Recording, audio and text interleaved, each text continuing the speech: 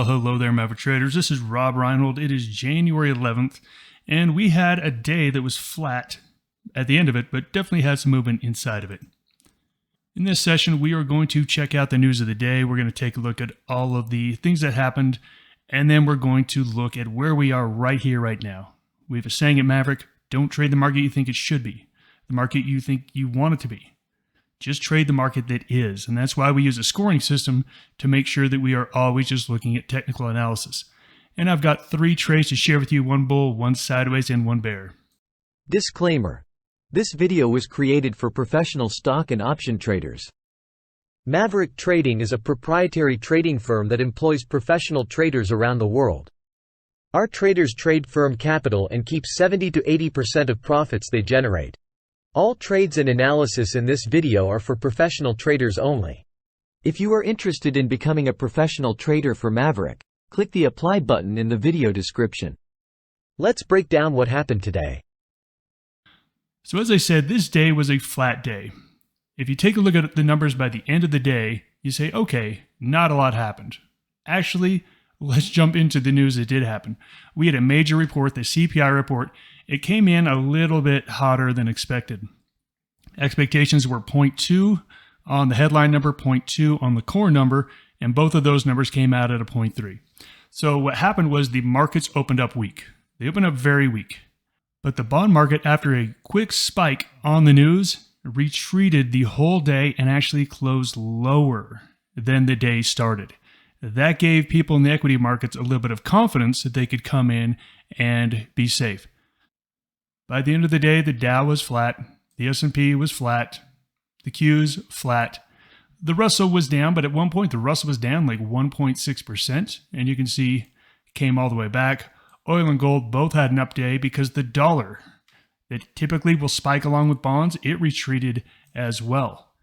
If we take a look at the internals of the market, we can see it still wasn't a positive day. There were still more down stocks than up stocks, but the fact that there's 75% of the stocks above their 50-day moving average, it tells you that this is definitely still a bull market. If we take a look at these charts, just take a look at where we are. I mean, it is crystal clear we're right up to resistance. And you can see we've got some definite case here for a high base. We've come back down, tested the same point twice. We've now tested this upper range twice. This is a high base. There's no question when high bases form, most of the time they break up. Not all the time, but most of the time. It's definitely looking like this market is wanting to break higher. Is it now? Is it right here, right now? Well, take a look at this candle. This candle, we had a dip, and by the end of the day, we were pretty much right back up to where it started. Ultimately, I don't know if we are right there to break through, but I think we're close. If we come over here and take a look at the NASDAQ is not quite as close. Not quite as close, and we see that we've got a little bit to go. I think the NASDAQ has to come up and probably has to lead the market higher. The NASDAQ, I don't think the S&P can break out without the NASDAQ breaking out. So I could definitely see that maybe tomorrow we've got S&P flat, NASDAQ up by about 0.5%, bringing it right up to this level to where next week we can actually punch through it. But again, I don't think we have the energy right here, right now to break through it. But the next move is likely higher. I don't see any reason for a significant pullback. If you take a look at where the strength and weakness in the market was today, well, we can look at financials. Financials were weak pretty much across the board. Utilities got absolutely smoked today. Really, really negative. What was good? Large cap tech. Large cap tech was just the outperformer here. And that's why we could see the markets be flat and still have a negative advanced decline line. As long as these stocks go up, look how big they are in relation to all the others. We're pretty much outside of that, an even day across the board. Where does that leave us on the technicals? Well, in the technicals, I got us at a 2.5. The only reason I'm at a 2.5 is that there's been a couple days this week where we were at a 2. We started the week at a +1. We went to a +2. We're not quite away from that 20-period moving average yet. 2.5, 2 or 3, doesn't really matter. This is just where I am right here, right now. tomorrow going into the weekend, I will have a definitive number, whether it's +2, whether it's +3, but I'm not looking to make any new trades at this exact moment, so it's not all that important that I have a definitive number. Let's take a look at some potential trades. I'm still finding lots of great long trades, and here's one that I really like, Pulte Group. If you take a look at the entire home building sector, it is on fire. And take a look at these candles. Even when the stock is going down, it's still a green candle. We had, just some gaps down, but every candle is just green. People are buying this. This is a beautiful high base, knocking on the door. All right, so here's a question. It's at 106. I like it up to 110. I think a 105, 110 bull call spread. Give this in 2 weeks. I like this one quite a bit. If you don't want to be so directional, of course, we can always do diagonal call spreads, where again, you look at buying maybe the 103 and sell the 107 or the 108. I think that would be a more appropriate trade.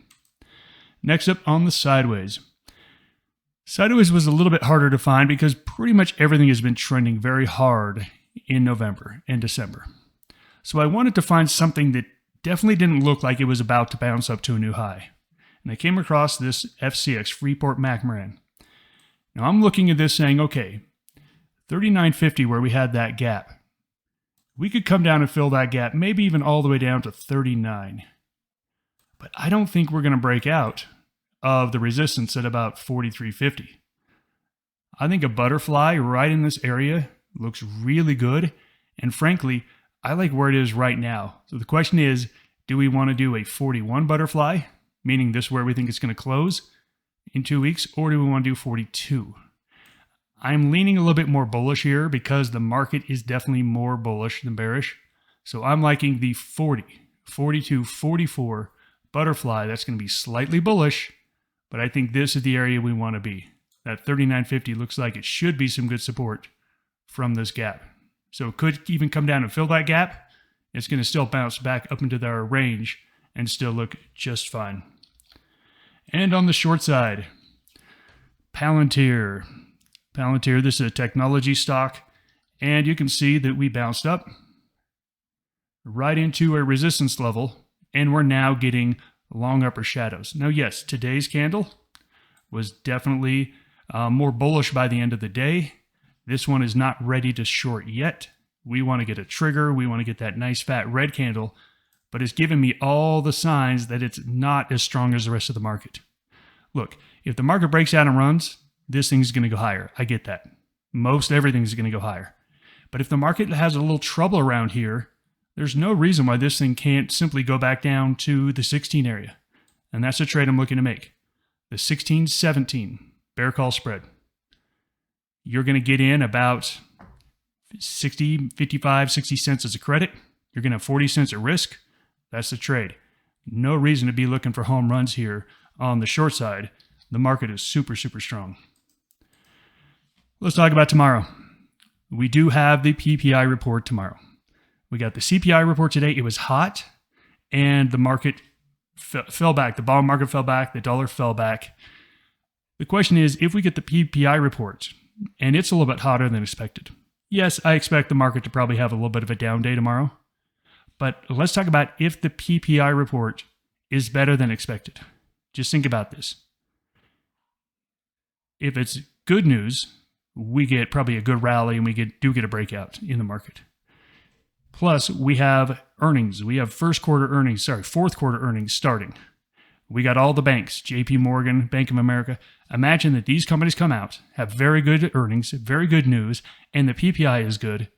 That could be the juice that puts us on a breakout to the upside. If we don't break out on Friday, yeah, we're going to sink back down a little bit, but we're still on a high base and we're still pretty comfortable leaning to the long side because that's where the market is telling us to be. That's the Market Roundup. Thanks for joining me.